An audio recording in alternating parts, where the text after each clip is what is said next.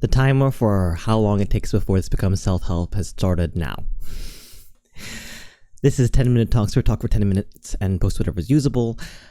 I've been relying on music a lot recently. Not necessarily just listening to it, but also playing it. And I took my old guitar from the closet of my dorm room, and I brought it out and I started playing a couple of finger-picky songs and power chord songs, things that I didn't really have the capability to do in the past.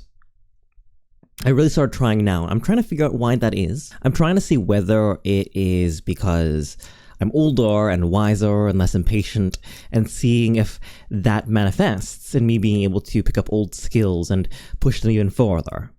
I'm wondering if it's because, in light of recent events, in my own personal life, I need a medium with which to impress, to push out, to make an impact. Not necessarily with all of you, but just have a visible show of my influence aside of myself. And I suppose that could be music in and of itself. I suppose it can be how, in just playing, I'm vibrating strings in order to make a sound and such. And I'm still timid. I'm still not very good. I'm still working very hard at it.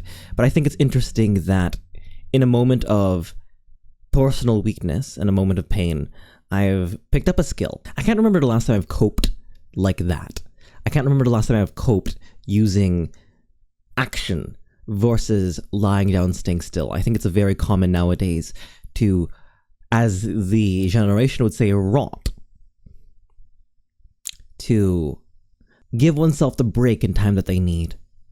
That they should relax. Though what does relaxing even mean, necessarily, in this particular case? Because when I see people try to relax and try to take it easy, they open up YouTube, they occupy themselves. They still do. In the same way you would occupying yourself with a skill.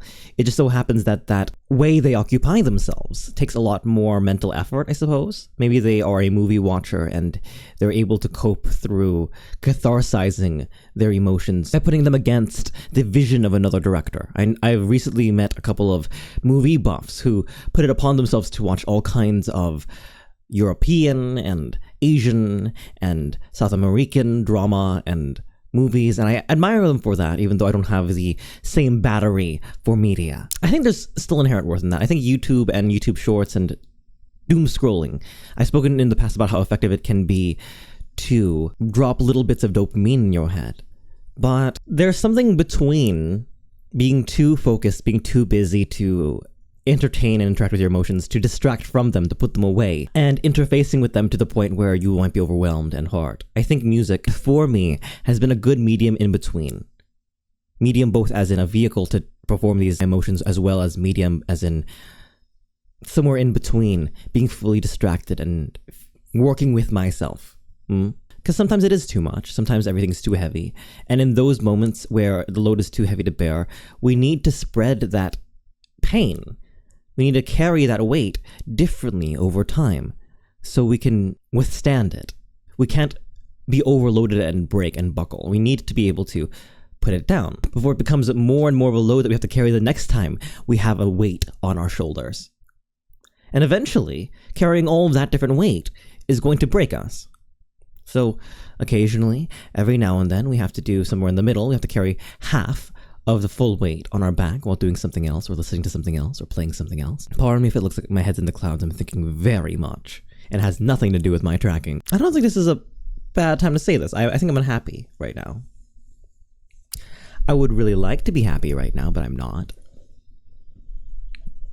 And it's in that unhappiness that I'm pushing a skill, learning a new thing.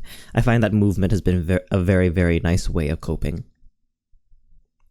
I feel as though staying still, there's something called behavior momentum, right? Wherein the thing you do yesterday is going to be the thing you do today and do tomorrow unless you exert effort. Like one of Newton's law, I can't remember which. An object in motion will stay in motion unless effort is exerted on it. Whether that effort be the force of gravity, your depression, whether it be the force of someone pushing you at the back, pushing you forward, or whether it be you tirelessly, Sisyphus-like, pushing yourself. Or you can be an object still, and it'll take a lot of effort to push that. I think I'm utilizing whatever I've got, whatever thing I can move right now to move me. I've also been accused on channel for promoting toxic positivity, primarily because I want my channel to be something that is joyful, something that gives you all reprieve and energy in a way that making it a space entirely for vent can be a bit hard to do. There's nothing wrong with curating a space, especially curating your space. That being said, never let it be known that I'm not unhappy in front of you sometimes. Never let it be unknown that occasionally I can participate in a little bit of heartbreak.